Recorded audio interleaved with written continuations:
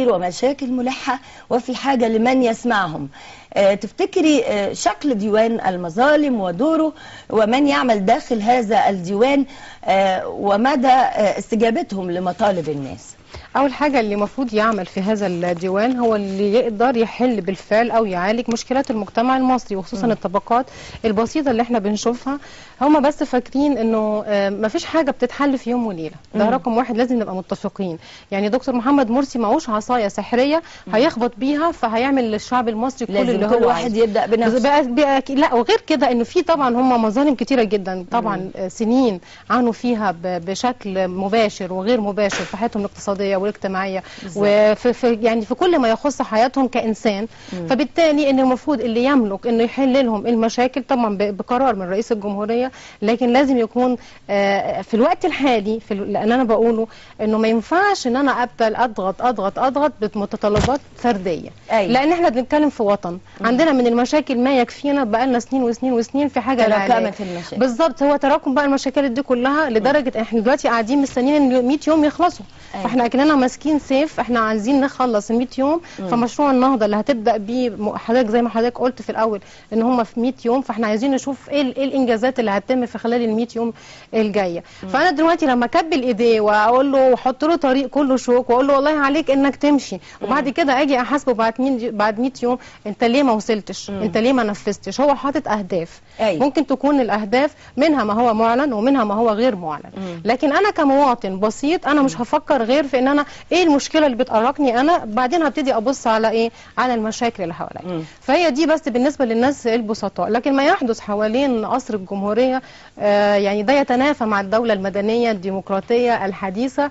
ازاي تكون دوله حديثه وبنقف بهذا الشكل وبنقف فوق سور هل ده طبيعي بعد كل ثوره؟ لا، المفروض احنا بنقول يعني احنا كل ما اعرفش احنا كل ما بنخطو الى الامام بنرجع تاني الى الورا. احنا عايزين يعني نحط رجلينا على الطريق الصحيح ونبتدي منه ننطلق. هو امتى هيبدا ديوان المظالم لحل هذه المشكله وتكدن الناس امام القصور، الناس اللي عندها شكاوى فرديه وفئويه؟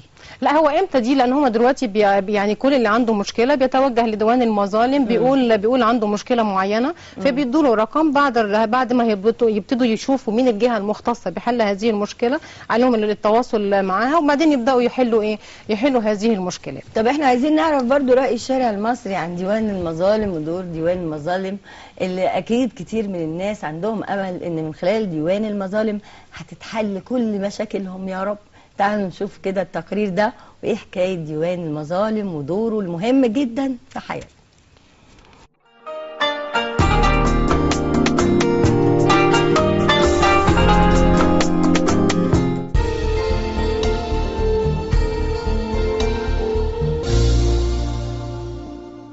طبعا هو في الحقيقه ان ديوان التظلمات اللي هيعمله الرئيس مرسي طبعا مهم جدا، لان مشاكلنا اصلا معروفه، حقوق الشهداء والمشاكل يعني معروفه. فانا ده حاجه التواصل بالشعب المصري حاجه كويسه جدا، يعني ما شفناش في اي رئيس قبل كده جه مصر. يعني الاستعجال ما بيجيبش نتيجه، هو بالتأني وبالراحه والصبر بيتحقق كل شيء، بالصبر بيتحقق بكل شيء. ديوان التظلمات ده اللي هو المكتب اللي عمله الرئيس مثلا في قصر عابدين او في قصر القبه، يتلقى شكاوى الناس اللي هي مظلومه والناس اللي هي تعبانه المقهوره في البلد. تمام؟ فان شاء الله باذن الله هينجز. هو الراجل بصراحه هو ماشي كده تمام قوي. فاحنا عايزين ان شاء الله باذن الله نساعده كده ونقف وراه ونقف جنبه. مش عايزين البلد تتقسم نصين. رأيي ان انا عايزه مثلا الناس تهدى والبلد تبقى حلوه وكلنا نبقى حلوين مع بعض، ويبقى عندنا ايمان مع بعض ونحب بعض ويبقى في اخلاص بيننا وبين بعض.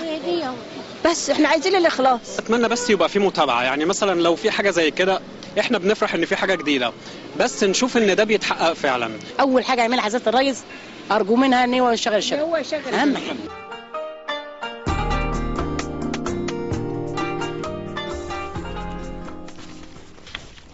ديوان المظالم ورأي الناس وأمل جديد علشان نوصل أي مشكلة للمسؤول ويحاول يحلها لنا فورا. يا ريت في المرحلة القادمة فعلا يفعل ديوان المظالم بصورة إيجابية ويخدم كل الناس. دكتورة ميسون، تفتكري انك انت ممكن تلجئي في يوم من الأيام لديوان المظالم؟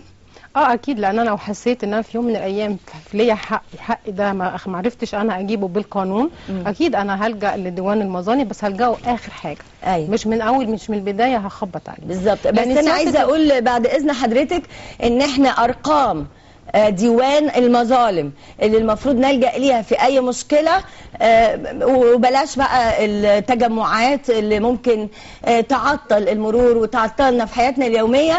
ديوان المظالم هننزل الارقام على الشاشة، موجودة على الشاشة دلوقتي، يا ريت تنقلوا فورا ارقام ديوان المظالم. اي حد عنده مشكلة ممكن تتصلوا وان شاء الله يتم الاستجابة، ودي بداية جميلة جدا الحقيقة.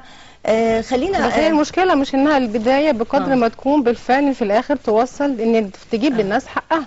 هي دي مهم جدا، يعني عشان ما يصابش المواطن باحباط فلازم ناخد ده فعلا على محمل الجد، ان انت عندك مشكله حقيقيه. ففعلا ديوان من خلال ديوان المظالم اللي هو بيتبع سياسه الباب المفتوح، ان اي حد مفتوح في اي وقت عنده اي مشكله يروح بس يقدم مشكلته، هم اكيد هيبتدوا يحلوها. هي دي بس القضيه، ان احنا توصل يعني تتحط في موضع التنفيذ.